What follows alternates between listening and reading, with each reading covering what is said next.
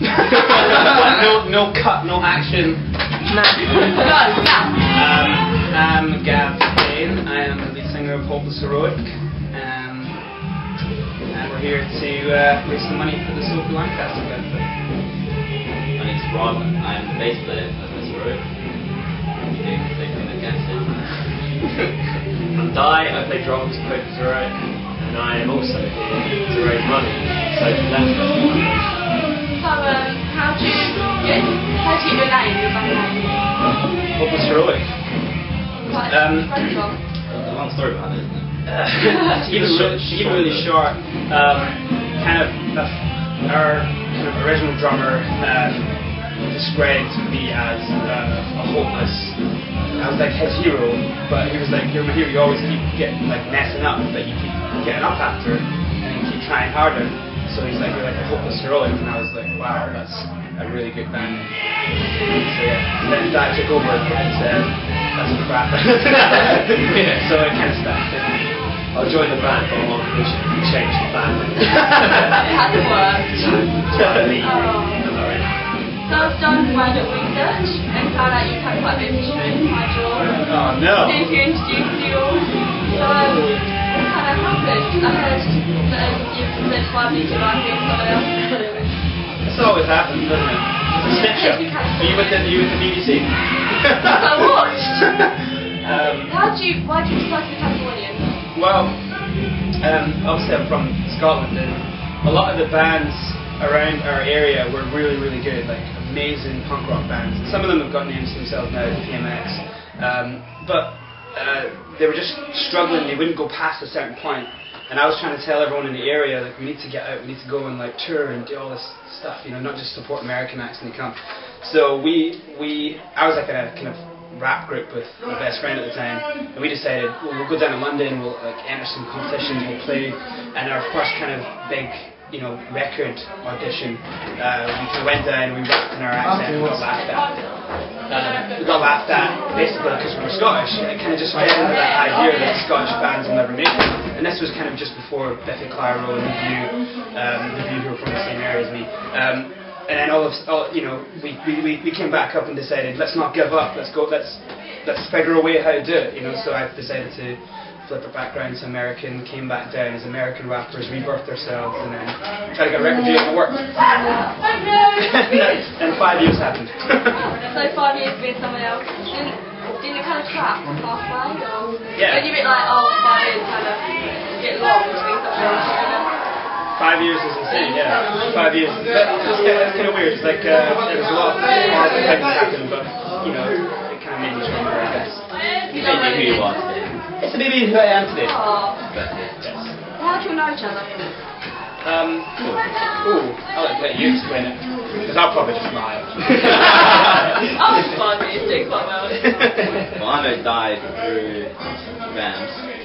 Yeah, I basically came on board through Gumtree. I wanted to play drums in a band, so I put up an advert on there saying, "Oh, I want to play drums in a band, please." And then our old guitarist messaged me and said, "Yeah, do you want to come for an audition?" So I came down and auditioned for them, and it went really well. And then we ended up just like chilling out for like 4 hours and messing around. Jamming about? Yeah, we actually wrote a song that's coming on our upcoming album, Become the Monster, which is out.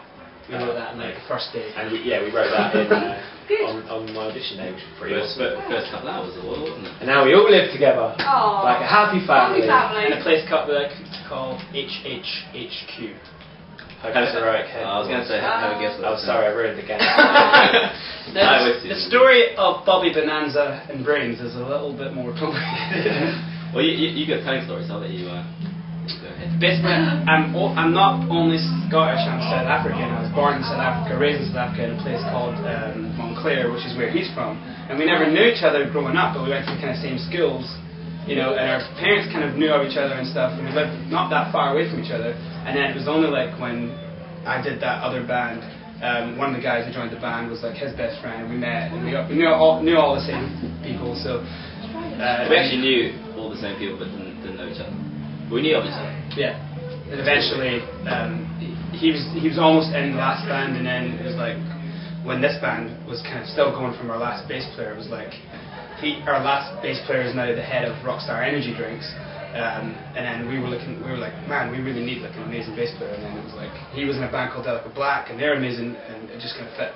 So we just kind of put it together. Merged, yeah. Oh, It's quite sweet.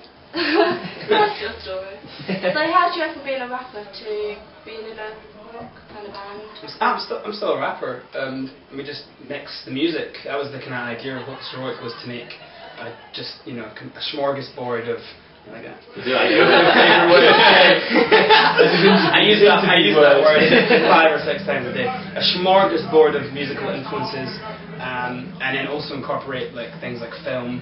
You know, it was like what would happen if you had Rage Against the Machine, Wu-Tang Clan, and John Williams, and like Mozart all mixed together. You know, that's where we got Tone, our violinist, and we just thought, wow, let's just mix everything together and kind of break all the rules and see what happens. Someone once described us as Mozart wearing a backwards cap, which is a pretty. You hate it? I mean, it's quite a good That's description. quite good though. How do you describe your sound then? Motion picture. Motion picture punk rock. Yeah, that was good. Yeah. That was like a who said that? There was a couple of fans said that, which was cool. I like That's really that. cool. Where do you get all your influences from? Life. Life in general. Every day.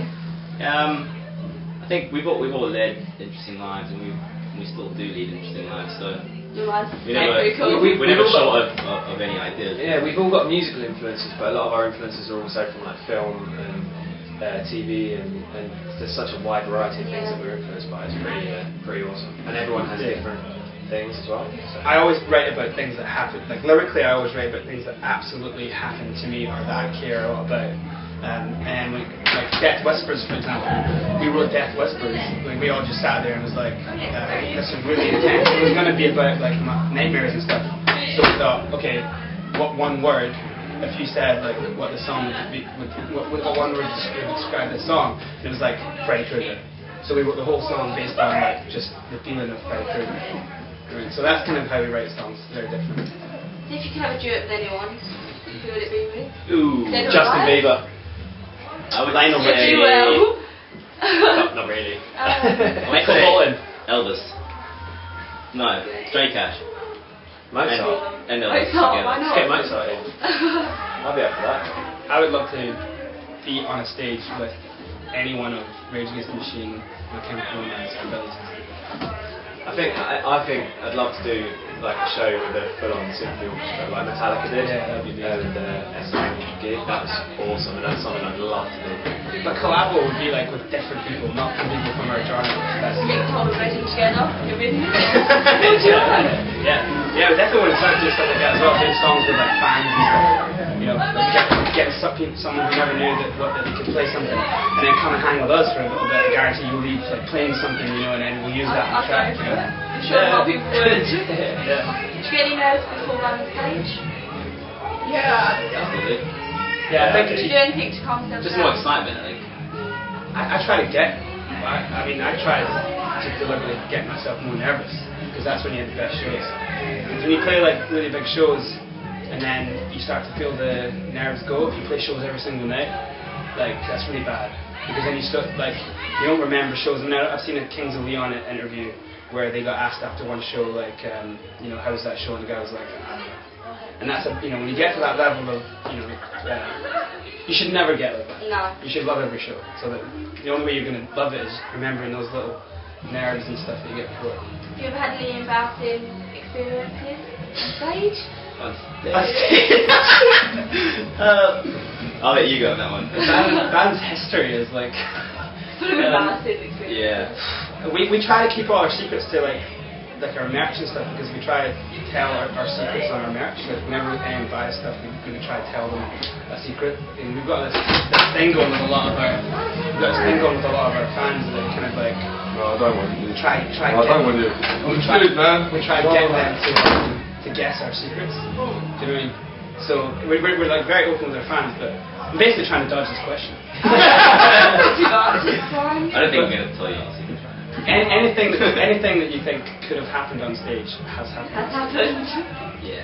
So do you still do making music in 10 years? Of course. Yeah. I think we'll We'll be on die, I think. third or fourth. We do like albums, and then we do stuff that we release. We release a track every month, but we do albums, and that's like very specifically what we are. And then the other stuff we do is like, wow. with anything else. Yeah. Like we just did a song. We released a song today, and all the money's going to go to the Sophie Lancaster Foundation, and that's just such a different song for us. You know, it's like it came from his head and ended up somewhere like whoo. But it's a great song. It's got a good message. Weird because it's kind of chilled out, but still really like ballsy and like aggressive. Someone said to me, if you bought it today, he sent me a text and they were like, "Oh, it's just different. It's really unlike everything else, but it still sounds like you guys." Yeah. So I think that's kind of what we like to hear as well, is like having new sounding stuff. You know, I was thinking this the other day. You know, like the Band of Brothers box set. You know when you get like really cool box sets and you open them out and there's like 8 discs. Like that's what I'm working towards. Like Yeah, in 10, 15 years you could like open up and you collect. You've got like that whole collector's item.